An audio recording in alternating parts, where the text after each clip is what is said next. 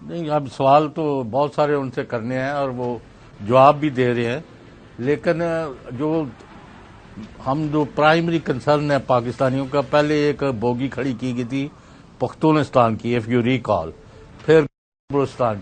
اب یہ لوگ جو ہیں کچلے گئے ہیں اور Pakistan is a powerful state to rely on, یا ابھی بھی ہم خطرات میں گرے ہوئے ہیں؟ چودھری صاحب دیکھیں، اس پہ تو کوئی دو رائے نہیں ہے کہ پاکستان کے خلاف پراکسیز جن کا آپ ذکر کر رہے ہیں 1949 سے آن ورڈ ہم ان پراکسیز کا سامنا کر رہے ہیں. اب پہلی پراکسی جو تھی ہماری، آپ کو یاد ہوگا 1948 میں، اس کی بھی جو پہلا انسرجنٹ تھا اس کو پناہ افغانستان نے دی. ہماری کریشن کی مخالفت افغانستان نے کی، ہمیں یونائیٹڈ نیشنز میں ایکسیپٹ کرنے کی مخالفت افغانستان نے کی، سو اینڈ سو آن. پھر پشتون ضلع بنا جس کا آپ ذکر کر رہے ہیں. تو کہنے کا مطلب ہے کہ ہمارے ہاں یہ جو ہماری فریجیلٹی ہے انسرجنسیز کی، وہ تو موجود ہے. ایسا نہیں ہے کہ بالکل ہی اس کو آپ رول آؤٹ کر دیں کہ پاکستان ایک ایسا ملک ہو گیا ہے جس میں کوئی ٹیررزم کا چیلنج نہیں ہے، کرپشن کا چیلنج نہیں ہے، مس کنڈکٹ کا چیلنج نہیں ہے، ڈسپلن کا چیلنج نہیں ہے، فیتھ کا چیلنج نہیں ہے، یونٹی کا چیلنج نہیں ہے. یہ ساری فالٹ لائنز ہیں جو پاکستان کے مختلف ٹائم پہ ہماری کچھ اپنی غلطیاں اور کچھ ہماری اسٹریٹجک پوزیشن جو ہے وہ بھی، اور پھر ہمارے پاس ہم واحد اسلامک ملک ہیں، اٹامک پاور ہیں. یہ ساری چیزیں جو دنیا کے جو ممالک ہمارے خطے کے آس پاس کے ممالک ہیں وہ ہمارے خلاف اس کی سازش کرتے ہیں.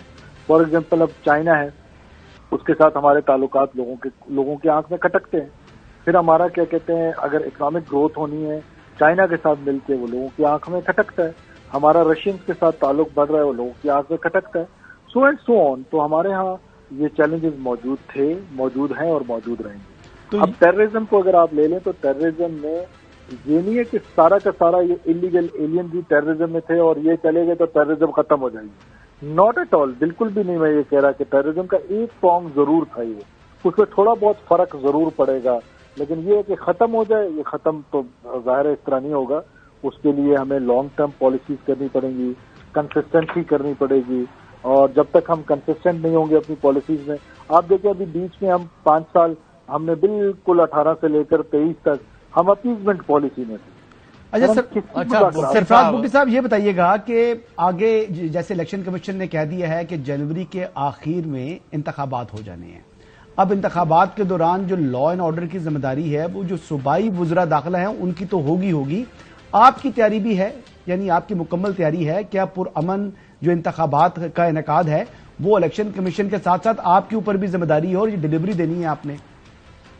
دیکھیں ہم تو بالکل الیکشن کمیشن کو سپورٹ کریں گے، کمپلیٹلی سپورٹ کریں گے، ان کے ساتھ کھڑے رہیں گے. جو ان کی ریکوائرمنٹ ہے وہ ایم او اے کے اندر جو ہمارے پیراملٹری فورسز ہیں یا ان کی کوئی اور سپورٹ ہوگی، ہم بالکل ان کو اپنی کیپیسٹی سے بڑھ کے سپورٹ کریں گے.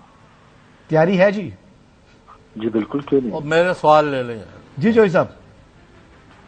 یہ بگٹی صاحب آپ سے آپ کی موجودگی کا فائدہ اٹھا کے کہ since we are found of you and so I am a great admirer of Anwar Kakar صاحب for a very long time. اب وزیر اعظم تو اپنی قسمت سے بن گئے.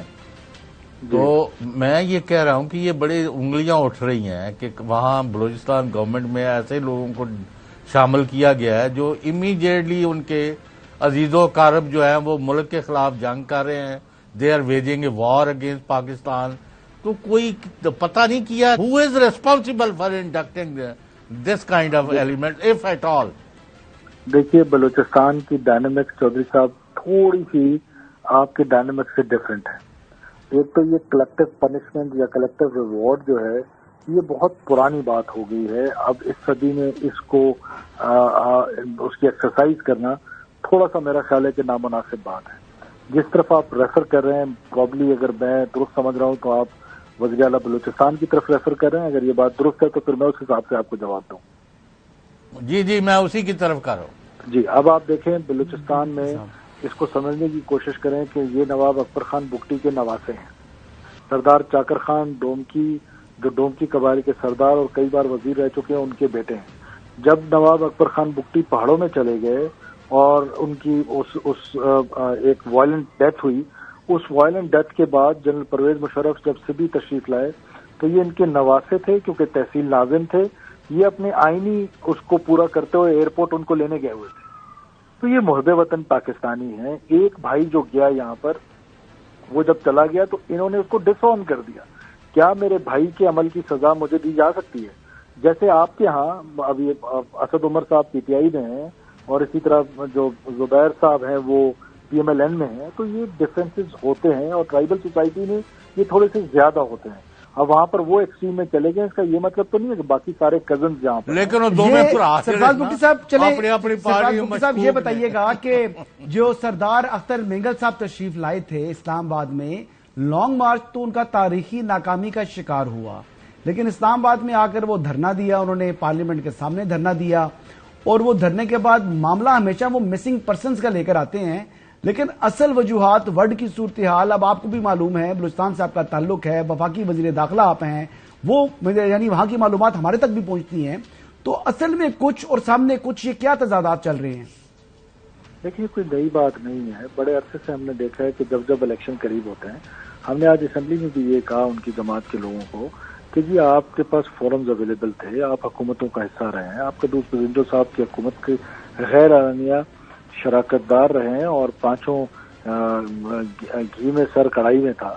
تو اب آپ حکومت کا حصہ، عمران خان صاحب کی حکومت کا حصہ رہے ہیں، آپ نواز شریف صاحب کی جو پی ڈی ایم کی جماعتیں ہیں ان کی حکومتوں کا حصہ رہے ہیں. تو لہٰذا آپ وہ حکومتوں کے فورم پہ اس ایشو کو اٹھاتے.